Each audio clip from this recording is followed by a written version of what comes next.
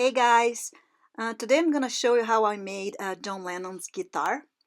So I started by making some thin sheets of clay using the colors that I can see in the wood of the guitar. I used brown, ochre, and beige for this one. I use a pasta machine to make the clay sheets, but you can also use a rolling pin. Make as many sheets as you think you will need to get the right color. Put the sheets together and fold them several times. When they get too small to keep on folding, you can cut it and place them side by side, then pull it to make it long again, and then keep on folding. When you cut, you will see the wood grain effect showing inside. Keep on folding until the wood looks like the reference that you are seeking. Once you like the color inside, slice the clay in thick layers and place them side by side. Cut off the parts you don't like and blend them together by pressing the rolling pin over it. This will give you a perfect wood-looking sheet of clay. Print the guitar with the size you want and cut to the body shape. This guitar has F hole, so cut it out as well to make a perfect stencil for the front of the guitar. Place your stencil over the clay and cut it. Take your time here and try to get as perfect as you can. Remove the stencil. Cut another body without the F-holes for the back of the guitar and bake them. Once they're baked, sand the edges and paint inside the F-holes. I used my amazing and vegan Simply Simon brush and Black Genesis to paint, but acrylic paint works too. Now I paint the area that will show inside the F-holes with brown paint to make it a bit darker and give it some depth. After it's all painted, I add liquid clay between the two parts. Place the front over the back and blend the two parts together by adding the same wood color clay to make the side of the guitar. Make sure that everything is nice and smooth. You can use some baby oil or isopropyl alcohol to smoothen it out. Bake the body. Now let's make the neck. Cut the printed image to make your stencil. Place the stencil on a popsicle stick and trace it. Gently cut the neck shape. It's a bit challenge, so take your time. Sand the edges. Mark the side of the neck that will be over the body and trim that area to get a perfect fit. Gently break the head, but not all the way, just enough to bend it. Sand the front so the broken part won't show. Now let's add clay to the back, and this will make the neck and head stronger and give it the proper rounded shape. Once it's shaped, bake it. Now place the neck sketch to your neck and mark all the frets and fret markers. Trace and carve the frets a bit. It doesn't need to be too much. Use your sketch to mark the string posts as well. Trace them and drill through it. The neck of this guitar is dark, so to paint the neck I'm using acrylic brown paint. I thin the paint out a lot by dissolving with water, and this will make it dark, but you can still see the wood. For the head I used a dissolved black acrylic paint. Once the neck is dried, cut some thin jewelry wire and glue them to the carved spots. These will make very realistic frets. Also glue some thicker wire inside the holes to make the string posts. Add some glue to the back to make it stronger. Once the glue is dried, cut the wires to fit the neck size.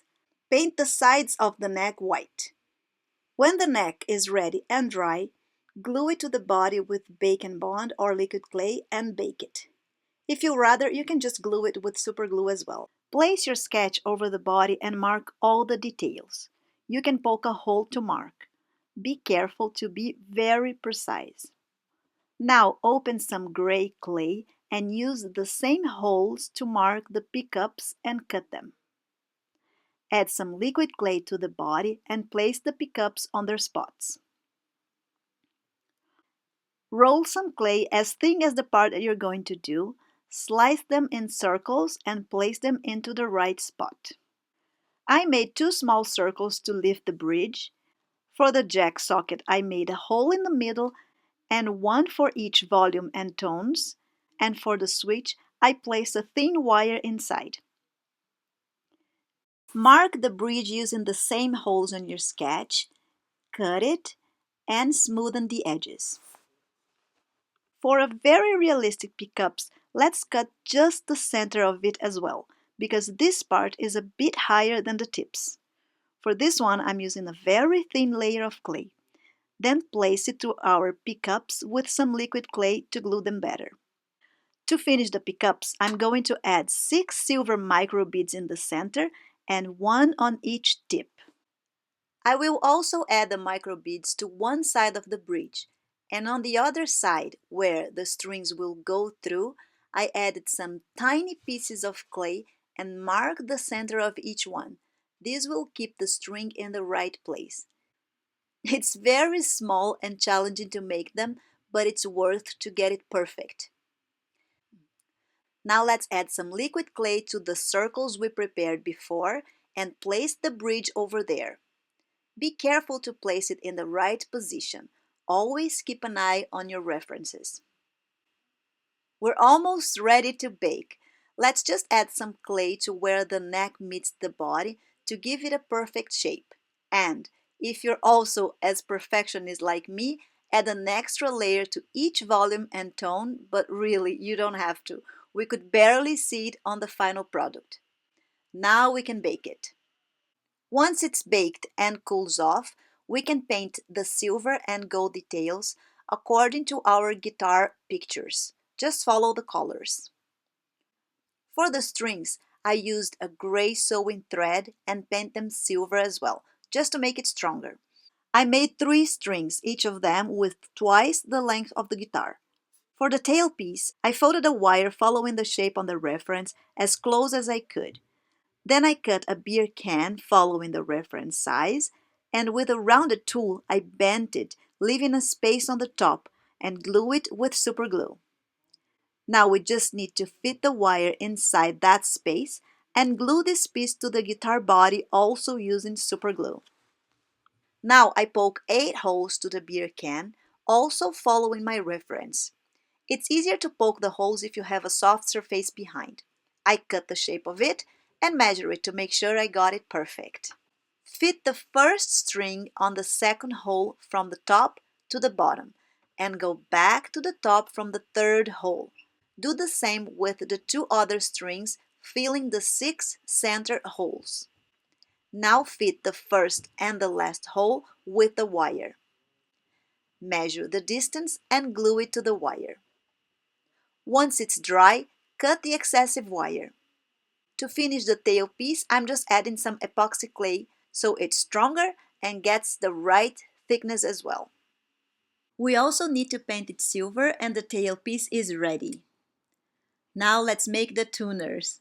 I'm also using epoxy clay for those. Cut 12 pieces, shape them following the size and the shape in your reference.